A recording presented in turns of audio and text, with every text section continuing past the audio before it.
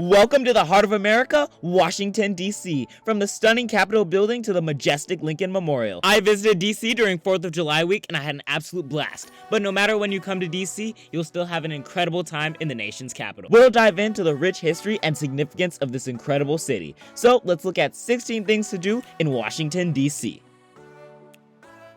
Stop number 1 is the United States Capitol Building. No visit to Washington, D.C. is complete without visiting the Capitol Building. The tour of the Capitol Building starts with you watching a short 13-minute film, then you'll head into the crypt. This was where George Washington was supposed to be buried, but he requested to be buried at his home in Mount Vernon. Then you'll head up to the Rotunda. The Rotunda is 180 feet tall, and it's the most famous part of the Capitol Building. It was completed in 1824, and the Capitol Building itself was completed in 1826. The Rotunda also contains the Frieze in American History. The Frieze in American History is a painting depicting 19 important scenes in American history. Then you'll head into the National Statuary Hall. The National Statuary Hall is the largest collection of statues in the Capitol Building. There are 35 in here. The whole collection throughout the building has 100 statues, 2 from each state. The tour of the Capitol Building was absolutely awesome. If you'd like to book it, if you live in the US, you can contact your local representative. And if you live outside the US, you can go to the Capitol's website and book it there. I'll link that in the description. Let's head on to stop number 2.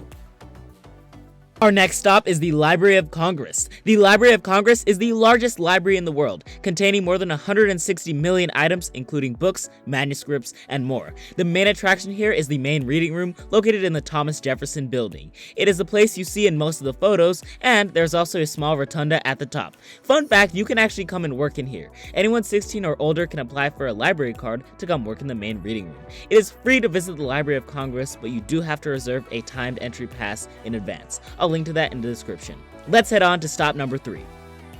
Stop number 3 is the Supreme Court of the United States. The Supreme Court of the United States is the highest court in all of the land, having jurisdiction over all other courts. It is based off of a classic Roman temple, and the architecture is beautiful. You can actually go inside the Supreme Court. It's open Monday through Friday, 9 a.m. to 3 p.m., but court business can affect hours, and it's not open during holidays. Let's head on to our next stop. Stop number 4 is the White House. The White House is the residence and office of the President of the United States. It was completed and opened back in 1800. You are also able to go inside the White House, but you either have to contact your local representative or you can book a tour online. But book way in advance or contact your local representative, as they sell it extremely fast, as this is the most popular tour in DC. I also got to see a presidential motorcade, and this was a great way to end off my visit. You have to check out the White House at least once in DC. On to stop 5. Stop number 5 is the Washington Monument. The Washington Monument is a 555-foot obelisk dedicated to George Washington, our first president. It's also the tallest building in DC. The view must be incredible up there, but we won't be able to see it today, as this was the line to get tickets. Make sure to get your tickets way in advance before your visit. I'll link to that in the description box below. Let's head to stop number 6.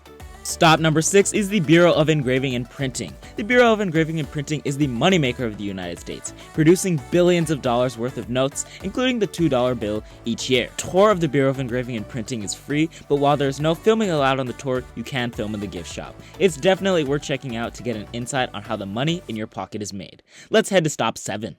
Stop number 7 is the National Museum of African American History and Culture. This museum takes you into an extremely deep dive of African American history and culture, going from exhibits about pop culture, artwork, music, and important people, to exhibits about the abolition of slavery and the slave trade. This museum opened its doors in 2016, making it one of the newest in the Smithsonian collection. You could easily spend hours in here, and it's free to visit, but you do have to reserve a timed entry pass online. I'll link to that in the description below. Let's head to stop number 8. Stop number 8 is Gravelly Point. Gravelly Point is located right next to Washington National Airport. Here, the airplanes pass over you at about 100 feet as they're coming in to land on runway 19. This is a great spot if you'd like to have a picnic and you want to enjoy the sights and sounds of the airplanes as they fly right above you. This is such a great spot, and it's one of the most famous places for plane spotting in the US. Let's head to stop number 9 now. Our next stop is the National Air and Space Museum. Here there is so much to do, and the museum is a must-do in DC. This is one of the most popular Smithsonian museums in DC. There is so much on display, from airplanes to spacecraft and more. There's something for everyone to enjoy. You do have to get a timed entry pass, but it is free to visit the museum. Just make sure to go online and book yours in advance. Now, let's go ahead and head on to stop number 10. Our next stop is the World War II Memorial. The World War II Memorial is a massive monument, and it's dedicated to commemorating the Americans who served during World War II. There are 4,048 gold stars here, each representing 100 Americans who passed away or remained missing in action from the war. The World War II Memorial is another place that you need to check out in DC, and now we're going to head on to our next stop. Our next stop is the Korean War Memorial. The Korean War Memorial is a memorial that's dedicated to commemorating all the Americans who served during the Korean War. Here, it depicts 19 US soldiers in a Korean rice field, which is what these statues are. It's another memorial you have to check out, and now let's head to the next one. Stop number 12 is the Lincoln Memorial. The Lincoln Memorial is a Parthenon-based monument dedicated to our 16th president, Abraham Lincoln. The statue of Abraham Lincoln is 30 feet tall. As Abraham Lincoln is sitting up there, he's looking out towards the Washington Monument and the U.S. Capitol building. The Lincoln Memorial is an important memorial for everyone to visit when they come to DC. Please keep in mind that there are restoration efforts going on at the memorial right now, and the elevator is out of service, so they have this temporary ramp set up on part of the stairs. I'll leave a link to the website where you can look at construction updates. Let's head to the next one. Our 13th stop is the Martin Luther King Jr. Memorial. This memorial is dedicated to Dr. King's fights for equal rights of people of color. This memorial is also fairly new, opening in 2011, and it's one of the only ones dedicated to a non-US president. There's also a nice view out over Tidal Basin. Now, let's head to stop number 14. Our 14th stop is the Franklin Delano Roosevelt Memorial. The FDR Memorial was built to honor FDR's work as a U.S. president, serving 4 terms. That's the most ever served by a U.S. president. This monument is massive with 7 fountains, multiple statues, and quotes of his. This memorial is a great place to hang out. It's usually not busy. When I came here, it was completely empty, and it's a nice place to escape the crowds. Let's head on to the next one. Our 15th stop brings us to the Thomas Jefferson Memorial. The Jefferson Memorial was built to honor Thomas Jefferson, one of our founding fathers. This memorial is absolutely beautiful, and it is based off of the Pantheon in Rome. The statue of Thomas Jefferson is 19 feet tall. This is one that every DC visitor has to make a stop at least once. It's open 24/7 and completely free to visit. Let's head on to our final stop.